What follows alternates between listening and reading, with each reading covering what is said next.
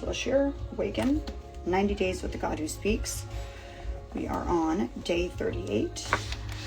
Totally random title called Who Stole My Rhino? Micah 6:14. You will eat, but not be satisfied, for there will be hunger within you. Friends of ours were blessed to go on an African safari as a family. The jeeps rolled through tall grass and over bumpy terrain, carrying people dressed in their loose-fitting savannah-colored clothes, binoculars poised and ready for the next observation stop. The understood goal of most safaris is being able to check off the sighting of the Big Five from the list of animals spotted with your own eyes in the wild. These include a particular species of elephant, rhinoceros, buffalo, lion, and leopard. Fill your card with confirmed sightings of all five, and people will say you've lived the safari dream. But like anything, some safaris are a success and some aren't. Eyeballing each of these 5 target animals isn't guaranteed, only hoped for. In our friend's case, they'd been fortunate enough to see 4 of them, with 1 more day remaining in which to hopefully add the 5th. But try as they might, the 5th species eluded them. I'm told that one of the family members fretted through the whole last day, missing the opportunity to appreciate many of the highlights that the others were enjoying because he was so obsessed over that last missing animal on his Big Five list. In his mind, if he couldn't call in the rhino, he couldn't call it a good day. His attitude was sullen, his perspective grim, the beautiful experience dampened. This is what discontentment always does. It dampens our delight in things we already have and to the bounty that currently surrounds us. It blinds us to the Big Four, which, frankly, are really astounding already and should compel us to gratitude, not be overlooked as not quite enough.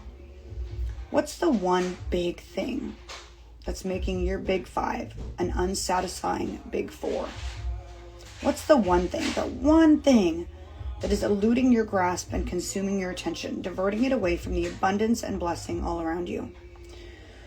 The one thing you can't have or can't do, the one thing you want but haven't seen happening yet in your marriage or family or finances or career or ministry. Don't let it overshadow all the beautiful, bountiful things you could be enjoying and celebrating and soaking up today. Refuse to allow those missing elements to keep you from fully engaging in what's around you. Contentment comes from valuing what you've been given, not venting over what's been withheld. In hindsight, our friend looks back and realizes how he missed an opportunity to truly engage and enjoy the full safari experience with his family. He recognizes that his lack of gratitude for the Big Four cost him a hefty price he no longer wants to pay in his life. He wants what we all should, to wring every last drop of goodness out of the life we do have, the life that's already sprawling out before us. The Apostle Paul expressed this principle beautifully when he said, quote, I have learned to be content whatever the circumstances. Philippians 4:11. And if there's one thing you learn today, let this one truth be it. Matthew 6:7. Who of you, by being worried, can add a single hour to his life? He speaks to me. This is the part of the devotional. If you own it, you're supposed to apply this message to your own life. Write down your Big Four. Write down, guys. Get a notebook, paper. Get your notes in your phone. The things that God has already given, but things that you've discounted because of something else that's still missing. Celebrate his here and now blessings today.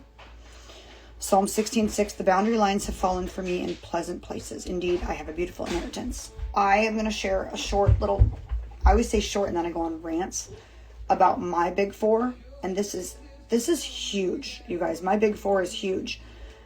Many of you know, prior to 2020, I owned 6 companies in Oregon. I was making a lot of money. I was a boss babe, living the dream, right?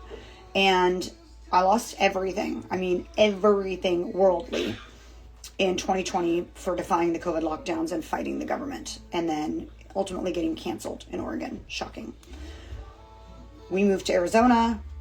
I had no job, no finances, no promise of a job, no retirement, like literally financial devastation, like for our future. Now, we live in Texas here. The goal to move to Texas was to build, but we live in this tiny little manufactured home. And guys, my big four is like, whoa, I don't want the boss babe job. I don't want the money. I don't want the hustle, the non-stop hustle that took me away from my kids every day, that kept me always wanting more and more and more, a bigger house, a nicer car. Mind you, like, I'm still working for those things, maybe eventually, but they don't consume me anymore. My big four is like, I have healthy kids. I got to pull them out of public school and put them in a homeschool co-op. I get to take them every day, pick them up. I get to spend time with them. I am so utterly content in like the simple things in life. Taking them to the zoo on a Tuesday. Yesterday. So what's today? Thursday? No, Tuesday. Being their mom full time. Being like, that's my priority. So of all the things that God took from me in 2020, I mean, I remember being like, oh my gosh, what are we going to do? We're financially devastated. What is all this for, Lord? I'm like, it could be for nothing else. I still think that God's working in my life and doing something incredible, and I don't know what it is. But whatever it is, I'm here for this. I am not looking for like, what's the big thing, Lord? What are you doing? Like, what's the end game? There's no end game for me. If nothing else in life, nothing. I believe that He blessed me by taking away a job that I was a slave to, by taking away like a very hyper-focused obsession with like being the boss babe and making a lot of money and wanting that, like keeping up with the Joneses life. That is gone for me. I'm content in our little manufactured home. I am content being a stay-at-home mom. I am content living a simple life. And that to me is my big four. I'm done yearning for like the McMansion and the nice cars and like the luxury lifestyle. Like, not interested.